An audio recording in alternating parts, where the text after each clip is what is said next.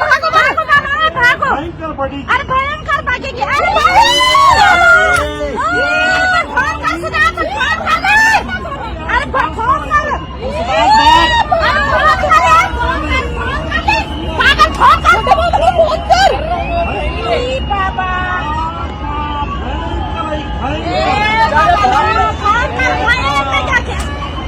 अरे भाग गया। ये मेरी माँ की लो, मेरी माँ की लो। छोड़ दो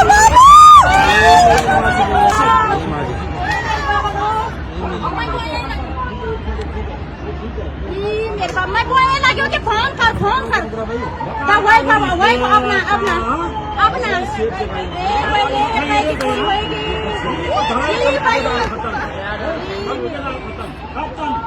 खत्म हो गया, खत्म।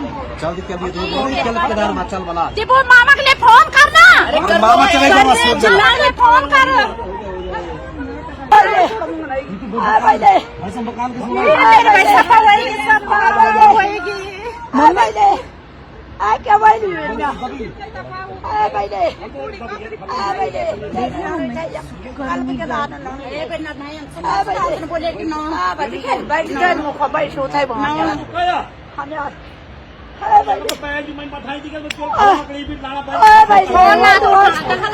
लहरों का ऐसा रौद्र रूप हमने 2 बार पहले देखा था।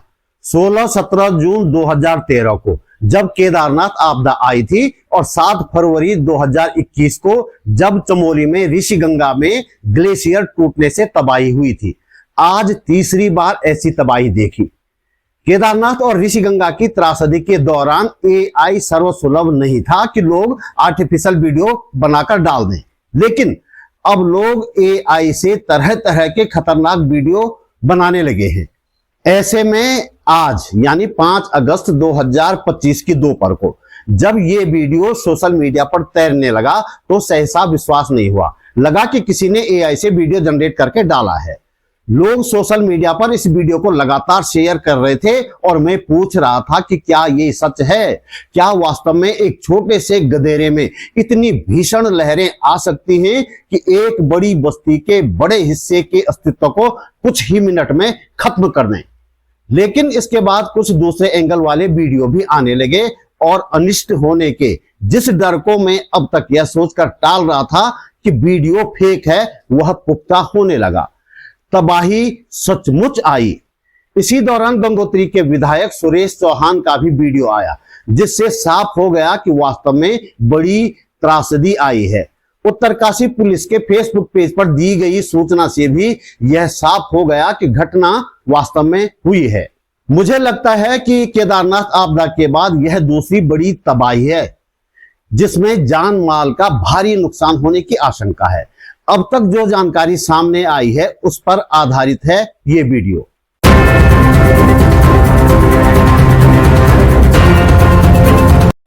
नमस्कार, बात बोलेगी चैनल पर आपका स्वागत। मेरा नाम है त्रिलोचन भट्ट और मैं करता हूं जन सरोकारों की बात।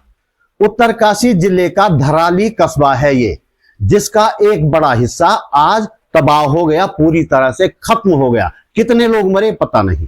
धराली गंगोत्री के शीतकालीन गद्दी स्थल मुखबा के ठीक सामने है, भागीरथी के तट पर। भागीरथी के एक तरफ मुखबा है और दूसरी तरफ धराली। तबाही के जो वीडियो सामने आए हैं वे मुखबा के लोगों ने ही लिए हैं। वीडियो को जूम करके तबाही के मंजर को ज्यादा साफ देखा जा सकता है और तबाही का अंदाजा भी लगाया जा सकता है।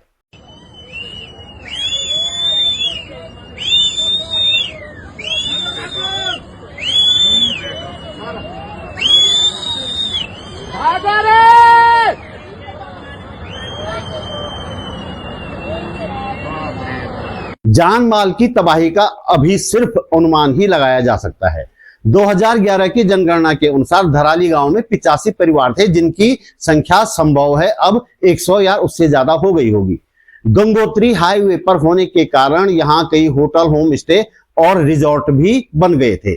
स्थानीय लोगों के अलावा यहाँ यात्री और पर्यटक भी रहे होंगे और नेपाली मजदूरों की भी यहाँ अच्छी खासी संख्या होती है हर मौसम में और खासकर इस सीजन में। इसका सीधा अर्थ है कि केदारनाथ आपदा की तरह ही धराली में भी मरने वालों के सही आंकड़े सामने आ पाना संभव नहीं है। सोशल मीडिया पर कुछ ऐसे वीडियो भी आ रहे हैं जो बेहद भयावह हैं और उन्हें यहां दिखा पाना संभव नहीं है। पुलिस और बचाव दल मौके पर पहुंच गए हैं, लेकिन अभी युद्ध स्तर पर बचाव कार्य शुरू कर पाना संभव नहीं हो पा रहा है। नीचे नीचे है रास्ता, नीचे दूसरे मकान पे जाओ, नीचे में जाओ, नीचे ऊपर नीचे नीचे नीचे निकलो, नीचे जाओ, नीचे नीचे नीचे नीचे निकलो। एक खास बात यह है कि धराली में ऐसा पहली बार नहीं हुआ है। उत्तराखंड के जाने माने भूवैज्ञानिक, उत्तराखंड वानिकी और उद्यानिकी विश्वविद्यालय रानी चौरी के पर्यटन विभाग के हेड डॉक्टर एसपी सती कहते हैं कि धराली कस्बा दरअसल पुराने मलबे में बसा हुआ है। मुखबा की तरफ से देखने पर साफ पता चलता था कि यहाँ कभी भी कोई बड़ी तबाही आ सकती है। कुछ समय पहले ही डॉक्टर सती इस क्षेत्र में गए थे और उन्होंने धराली के लिए खतरा होने की बात भी कही थी। डॉक्टर एसपी सती से मैंने घटना पर त्वरित टिप्पणी मांगी। टेलीफोन पर हुई बातचीत में उन्होंने क्या कहा, सुनिए। घटना सर कितनी भयावह है? भयावह घटना तो है, लेकिन ये एक्सपेक्टेड लाइन पे है। मतलब इसकी उम्मीद कभी भी करी जा सकती थी। ये क्योंकि ये 1835 में जी यहाँ फ्लड आया था। अच्छा, इसी जगह ये सारा उसी फ्लड प्लेन पे जो वहाँ दबा हुआ था उसके ऊपर बसा हुआ टाउन था ये। जी। और एक मंदिर है उसके नीचे, बिल्कुल वो मंदिर शिवालय है, वो दबा हुआ था। वो इन्होंने मेरे ख्याल से 1980-85 में कभी उसको खोदा, मंदिर गड्ढे में जाके मंदिर में जाना पड़ता है, उसके बिल्कुल नदी के किनारे है वो। अच्छा, मतलब वो हटा के थोड़ा बाहर निकाल दिया मंदिर? हाँ, मिट्टी खोदी उसके अंदर गड्ढे। ये सारा का सारा जो फ्लड प्लेन है आप देखोगे तो वो ऊपर से आया हुआ उसका वो फैन है वो। तो ये एक्सपेक्टेड लाइन पे था, क्योंकि इसमें फिर 1813 में, वो 1913 में की जो केदारनाथ आपदा में भी उस समय भी इसमें काफी आया था। 2013 इससे पहले, हाँ, इससे पहले भी इसमें रिपीटेड छोटे मोटे आते रहे इसी लाइन पे। लेकिन क्योंकि ये flood plain, major flood plain, ये फैन जो है, फैन बोलते हैं इसको, पंखा। जी जी जी। ये पंखा इस नाले का है, इस नाले की हिस्ट्री है ऐसा। तो ये खीर गंगा जिसको बोल रहे हैं, खीर गंगा जिसका नाम बताया जा रहा है। हाँ, खीर गंगा बोल रहे हैं इसको। हाँ। तो ये खीर गंगा नहीं, ये नाला है। मतलब एक तरह से ऊपर इसका एक तो स्लोप ज्यादा है इसमें, ग्रेडियंट ज्यादा है। दूसरा ऊपर इसके माउंटेन ग्लेशियर्स है। वो जो ग्लेशियर्स थे वो ग्लोबल वार्मिंग के कारण पिघल गए हैं और उनमें थोड़ा पानी भी जमा हो जाता है और गाद वो भी है, मलबा भी है जो पुराने ग्लेशियर्स का है। वो इस तरह के अतिवृष्टि के उसमें वो मोबिलाइज हो जाता है नीचे को। यही 2013 में ज्यादातर केदारनाथ में इसी तरह की प्रवृत्ति का बड़ा रोल है इस विनाशक बनने में। और ऋषि गंगा में भी शायद ऐसे ही कुछ था। ऋषि गंगा में भी ऐसे ही 2021 में ऋषि गंगा की आपदा, उसमें भी यही था। पिछले साल का जुम्मा में भी ऐसे ही हुआ था, उसमें भी ऐसे ही फ्लैश फ्लड आया था उसको।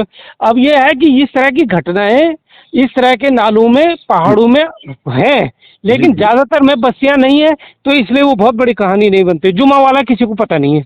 जुम्मा में एक पुल टूटा था। इस तरह के धौली गंगा वैली में, इस तरह के अलकनंदा वैली में, या धौली गंगा वैली या और जितने वैलीज हैं, चाहे वो ये है जाड़ गंगा वैली है, धौली गंगा वैली, या ऊपर की जितनी भी वैलीज हैं, चाहे वो तब धौली गोरी है, धौली वेस्ट है, धौली ईस्ट है, या दारमा है, या इस तरह की वैलीज में ये लगातार इस तरह के स्ट्रीम्स हैं जिनमें इस तरह के आते रहते फैंस। लेकिन वहाँ ये घटना बनती नहीं है क्योंकि जनधन की हानि नहीं होती है। यहाँ बस्ती थी, ये बस्ती बस गई थी।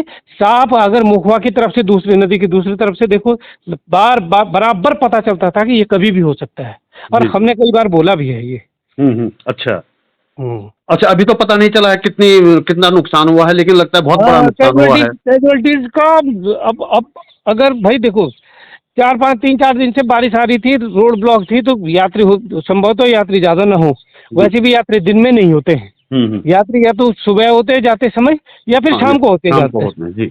बस वो आते जाते अगर गाड़ियों में रहे होंगे और गाड़ियां बही होंगी तो उसमें हो सकता है।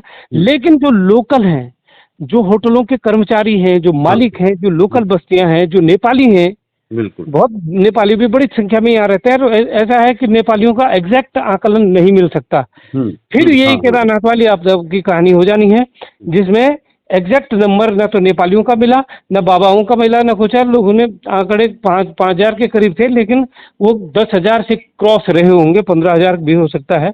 इसी तरह से यहाँ भी होना है कि अगर जनधन की हानि होगी तो उसमें नेपालियों का काउंटिंग नहीं आएगी बहुत ज्यादा। नेपालियों का कोई रिकॉर्ड होता नहीं है। इन सारे घरों में नेपाली रहते हैं। जी जी। अच्छा, ऐसी घटनाओं से निपटने के लिए क्या क्या क्या संभव है, क्या किया जा सकता है? देखिए, ग्लोबल वार्मिंग के ये अवसंभवी दुष्परिणाम है और एलिवेशन इफेक्ट ग्लोबल वार्मिंग के ज्यादा है। जैसे आप ऊंचाई पे जाते हैं, ज्यादा तेजी से गर्मी बढ़ रही है, तो इस तरह की घटनाएं सामान्य हैं।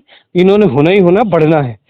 बात यह है कि जो साफ साफ दिख रहा है धराली जैसा कस्बा, जो बिल्कुल फैन पे है, उसमें इतनी बड़ी तादाद में वहाँ स्कूल भी था, वहाँ सरकारी इस्टेब्लिशमेंट भी थे, वहाँ क्या कहते हैं इतने बड़े बड़े होटल थे। असल में कौन है जो इसको अलाउ कर रहा है?